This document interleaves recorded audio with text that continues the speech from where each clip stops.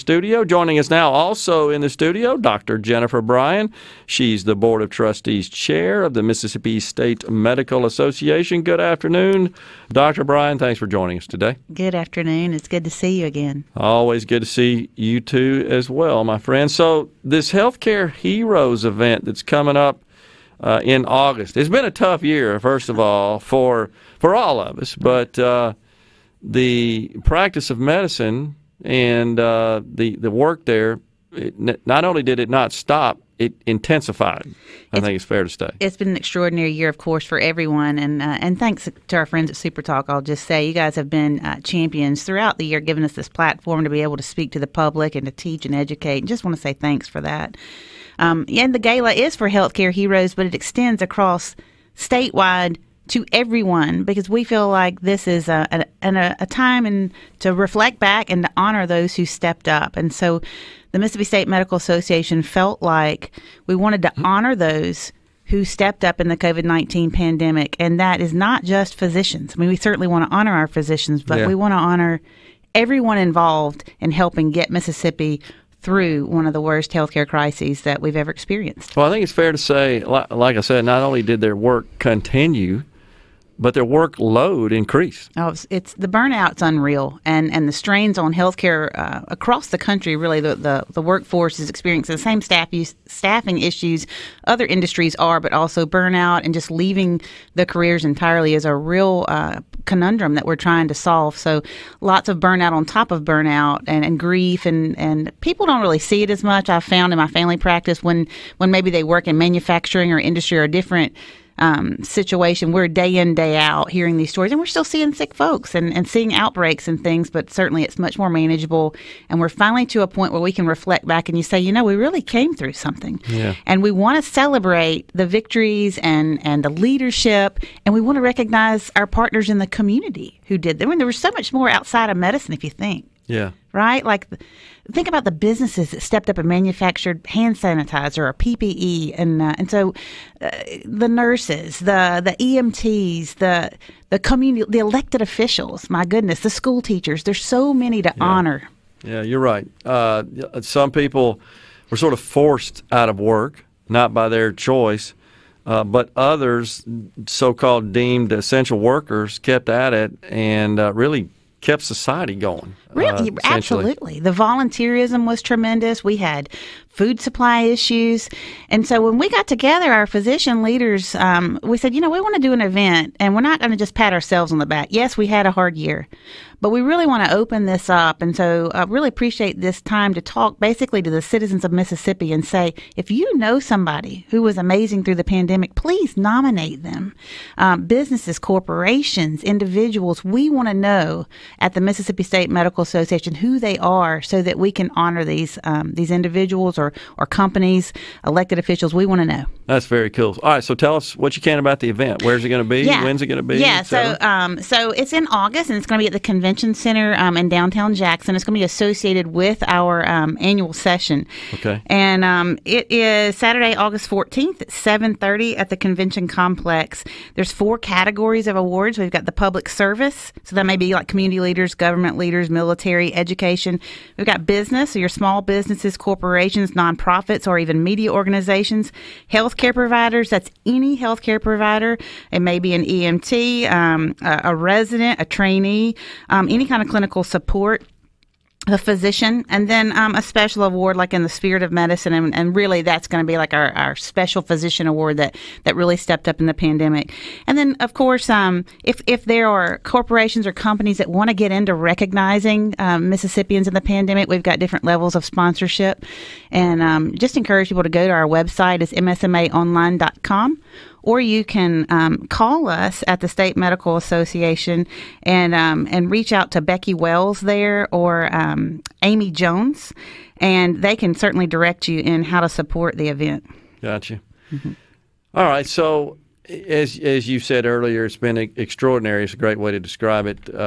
Unprecedented year, 2020, with the pandemic and so forth. And so much, it seems, of our world has transitioned, perhaps irrevocably changed.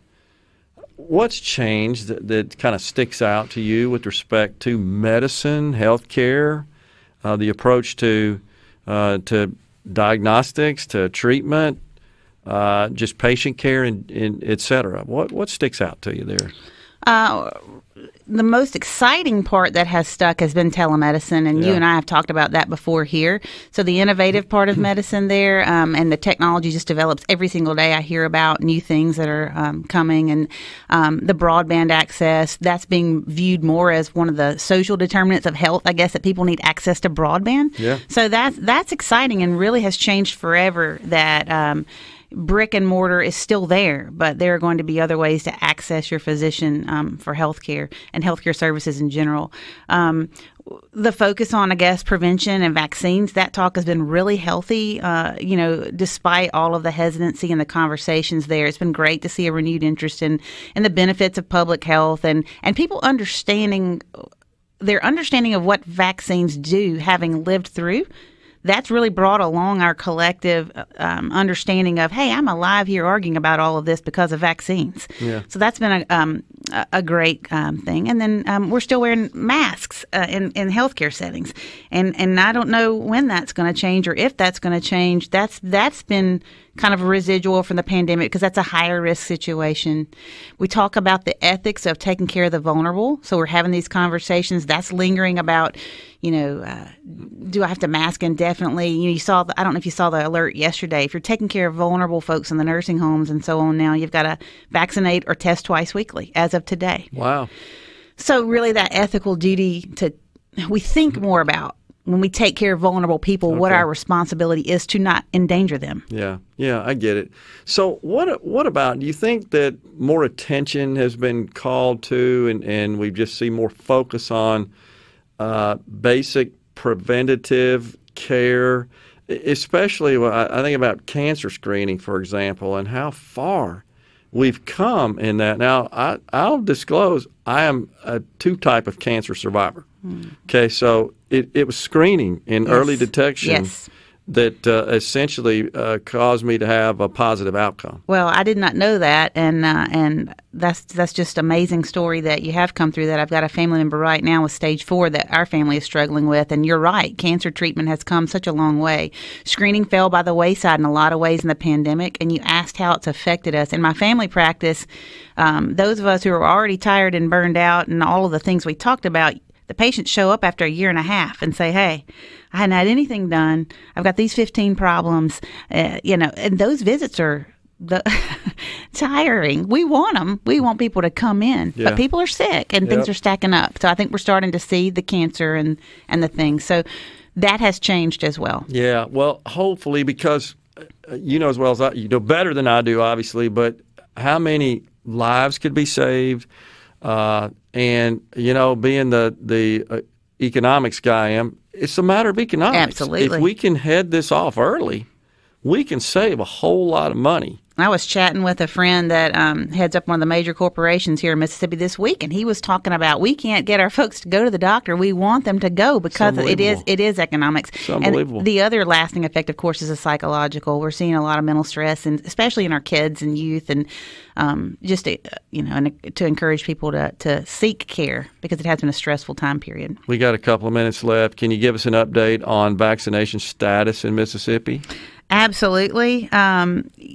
In Mississippi, we have vaccinated around a third of the population have received have been vaccinated.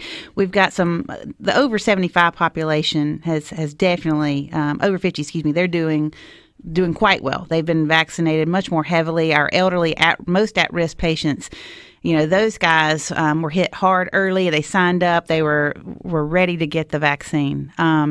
We're starting to see some trends up in the 12 and up, kind of in our teenage population, but still have a lot of room there. Trying to kind of explain to people and the younger people why they need to vaccinate. But really excited about our vulnerable and elderly patients.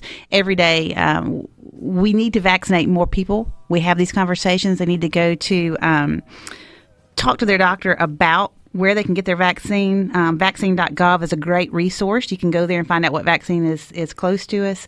We've got a new one, Novavax, that's looking just promising. That a couple of days ago, right? Yeah, absolutely. It's a more traditional type vaccine. So exciting things happening, but we press on, and there's still so much work to do. Absolutely. Dr. Bryan, thanks so much for coming in. Appreciate you coming on the show today. Thanks, as always. Dr. Jennifer Bryan, Mississippi State Medical Association, the Board of Trustees Chair. We'll take a break right here, the JT Show.